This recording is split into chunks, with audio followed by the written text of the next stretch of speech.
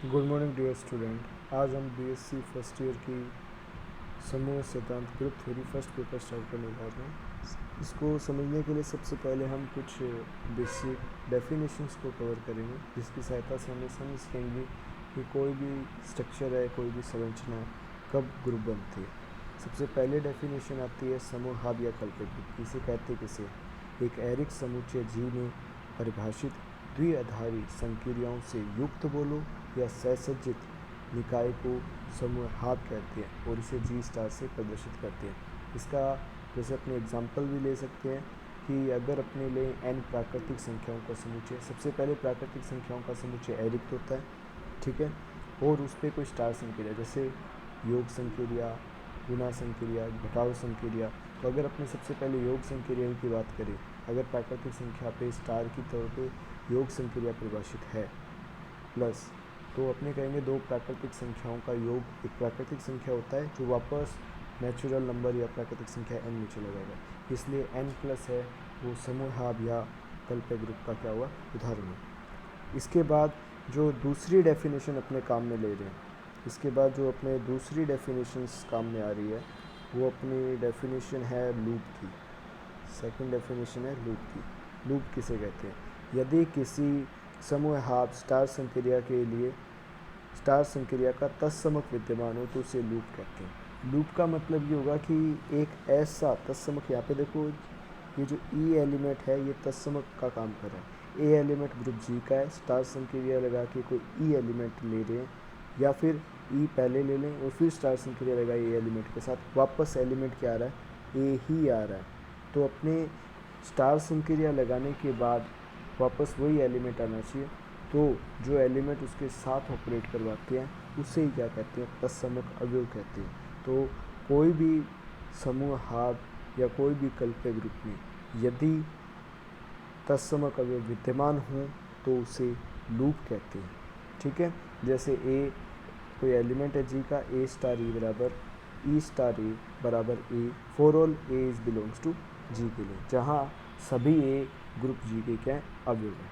इसके बाद next definition आती है सामी समूह की या सामी ग्रुप की, कि सामी समूह कहते किसे? तो सामी समूह की डेफिनेशन है एक एरिक समुच्चय जी में परिभाषित द्विआधारी संक्रियाओं स्टार से युक्त बीजीय निकाय को सामी समूह कहते हैं यदि संक्रिया क्या हो? साचर्य हो। सामी समूह के लिए या सेमी ग्रुप के लिए पहली बात तो वो क्या होना चाहिए? समूहाभ होना चाहिए। मतलब जो फर्स्ट प्रॉपर्टी है, एक तो जो अपने विकल्प ग्रुप या फिर अपने कहा था कि वो स्टार संक्रिया के लिए समवर्त होना चाहिए। दूसरी प्रॉपर्टी वो साचर्य होना चाहिए। साचर्य क्या होता है? अब अपने साचर्य प्रॉपर्टी के बारे में पढ़ेंगे कि बेसिकली जो साचर्य प्रॉपर्टी होती है वो क्या होती है। तो साचर्य प्रॉपर्टी का मतलब ये है कि ए बी सी कोई तीन एलिमेंट है जी के, ए बी सी ग्रुप जी के कोई एलिमेंट है, ए स्टार बी स्टार सी को अपने ए स्टार बी स्टार सी भी लिख सकते हैं। मतलब स्टार संक्रिया पहले बी और सी के बीच में लगा के फिर ए के साथ लगाओ या ए और बी के बीच में लगा फिर सी के साथ लगाओ, कोई भी फर्क नहीं पड़ेगा। तो इस प्रकार जो ग्रुप बनेगा उसे क्या कहते हैं? सामी समूह या सामी ग्रुप कहते हैं, ठीक है। इसके बाद नेक्स्ट डेफिनेशन आती है मोनोइड की। यदि किसी सामी समूह में स्टार संक्रिया का यदि किसी समूह में स्टार संक्रिया का तत्समक अवयव विद्यमान हो तो उसे मोनोइड कहते हैं। सामी समूह है। अब मोनोइड होने के लिए अगर कोई भी स्ट्रक्चर जी स्टार अगर वो मोनोइड है तो वो स्टार संक्रिया के लिए समवर्त होगी, स्टार संक्रिया के लिए साचर्य होगी। अब तीसरा उस स्टार संक्रिया के लिए तत्समक अवयव उसी जी में विद्यमान होगा तो वो क्या कहलाएगी?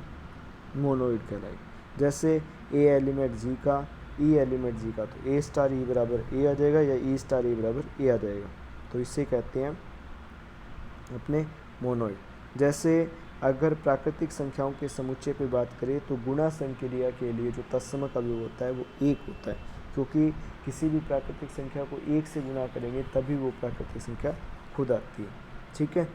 इसके बाद आती है नेक्स्ट डेफिनेशन या फिर फाइनल डेफिनेशन समूह। अब बात करते हैं कि समूह किसे कहते हैं। किसी एरिक समुच्चय जी में परिभाषित संक्रिया स्टार से युक्त निकाय को समूह कहते हैं। निकाय, अब यहाँ पे निकाय से मतलब जी कोमा स्टार से, इस स्टार से युक्त जो निकाय है उसको क्या कहते हैं, समूह कहलाता है। यदि G1 संवर्त हो, दूसरा G2 साचर्य हो, तीसरा G3 तत्सम को और चौथा प्रतिलोम भी विद्यमान हो। अगर कोई भी जी स्टार के पास संवर्त हो, साचर्य हो, तत्सम की ओर प्रतिलोमी हो स्टार संक्रिया के लिए, तो वो जो जी स्टार से जो निकाय होता है वो क्या कहलाता है, ग्रुप कहलाता है, समूह कहलाता है। ठीक है, तो ये थी समूह की बेसिक डेफिनेशन की समूह कहते किसे हैं और समूह बेसिकली होता क्या है। ठीक है।